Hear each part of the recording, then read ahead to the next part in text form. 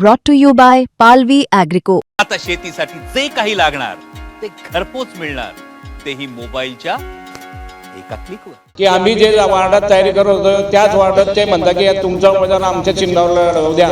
उद्धव बाळासाहेब ठाकरे गटाचे जे काही पदाधिकारी आहे त्यांच्या डोक्यात हा भरल्यासारखं दिसून आलं. तर मग महाविकास आघाडी होणं या ठिकाणी अशक्यप्राय आहे. आणि त्या फिडिंगच्या आधारे त्यांनी काही निर्णय आमच्यावर थोपवण्याचा प्रयत्न केला. त्यांची जी भूमिका आहे ती कुठेही निर्णायक नाही.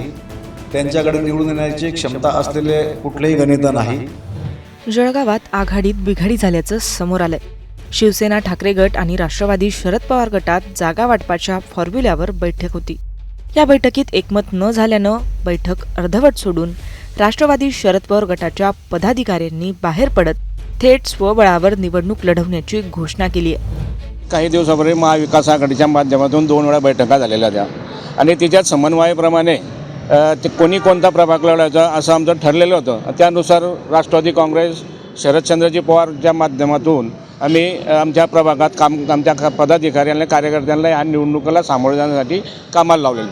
परंतु आज ह्या ठिकाणी आमची उद्धव बाळासाहेब गटाच्या समन्वय जे संपर्क प्रमुख आहे सावंतसाहेब, जिल्हाध्यक्ष कुलभूषण शरद भाऊ तायडे आणि आमचे राष्ट्रवादी काँग्रेसचे जिल्हाध्यक्ष महानगर इजाजभाई संग्रामसिंग सूर्यवंशी आणि काही आम्ही प्रमुख पदाधिकारी होते. परंतु या ठिकाणी असं जाणवलं की आम्ही जे वार्डात तयारी करत होतो त्याच वार्डात ते म्हणतात की तुमचा उमेदवार आमच्या चिन्हावर लढवू द्या आणि तरच आपण हे करू. आणि त्यांच्याकडे उमेदवार नसताना आमचा उमेदवार ज्या चिन्हावर लढत असेल ते आम्हाला मान्य नव्हतं.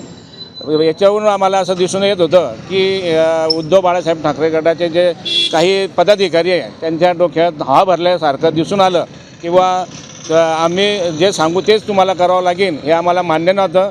आम्ही समन्वयाचा विषय करून हे महाविकास आघाडी टिकायला पाहिजे असा करण्याचा प्रयत्न केला. परंतु शिवसेनेकडनं आम्हाला त्याचा प्रतिसाद मिळाला नाही. म्हणून आम्ही आमच्या जिल्हाध्यक्षांना ते कुठे अपमानास्पद वाटत होतं म्हणून आम्ही ती मीटिंग सोडून आम्ही ते जवळपास 2 तास चाललेल्या मीटिंगमध्ये काही तोडगा निघत नसल्यामुळे आम्ही बाहेर निघालो.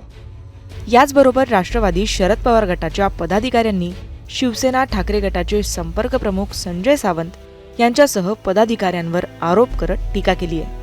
बऱ्याच दिवसांपासून आम्ही स्वतःहून उबाठा गटाशी संपर्क करण्याचा प्रयत्न करत होतो.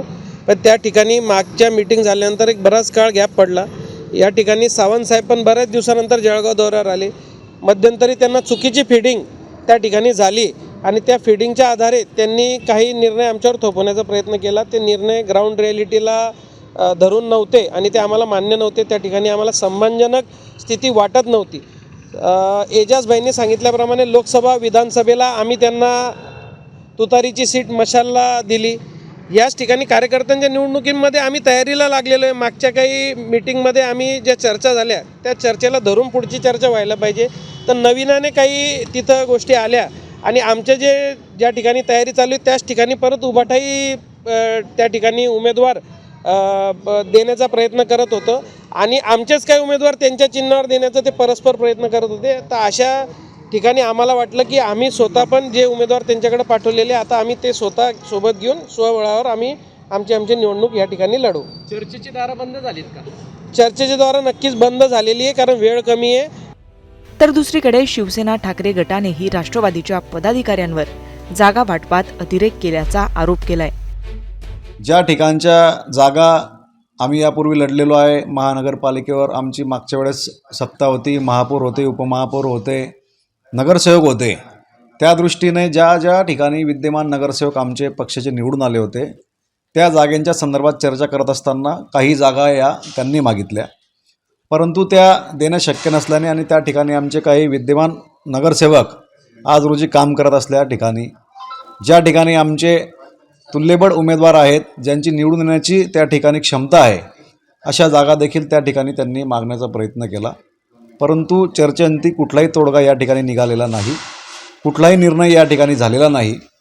परंतु जर अशा पद्धतीने एकला चालोऱ्याच्या पद्धतीने एकल पद्धतीने निर्णय घेत असतील राष्ट्रवादी काँग्रेस पक्षाचे कार्यकर्ते आणि त्यांचे पदाधिकारी तर मग महाविकास आघाडी होणं या ठिकाणी अशक्यप्राय आहे. त्यांची जी भूमिका आहे ती कुठेही निर्णायक नाही. त्यांच्याकडे निवडून येण्याची क्षमता असलेले कुठलेही गणित नाही आणि त्या ठिकाणी निवडून येतील अशा पद्धतीचं कुठलं ते त्या ठिकाणी आलेखही नाही आणि अशा पद्धतीने ते जर जागा मागत असतील तर ते देणे शक्य होणार नाही.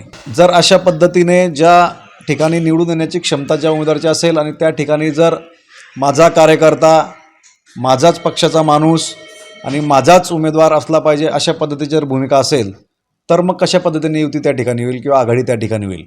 त्यामुळे जर असा एकला चालू रे पद्धतीचा नारा त्यांनी दिला असेल तर निश्चितच महाविकास आघाडीतनं लढता आम्ही आमचे स्वतंत्र 75 जागा या मशाल चिन्हावर या ठिकाणी लढण्यासाठी आम्ही तयार आहोत.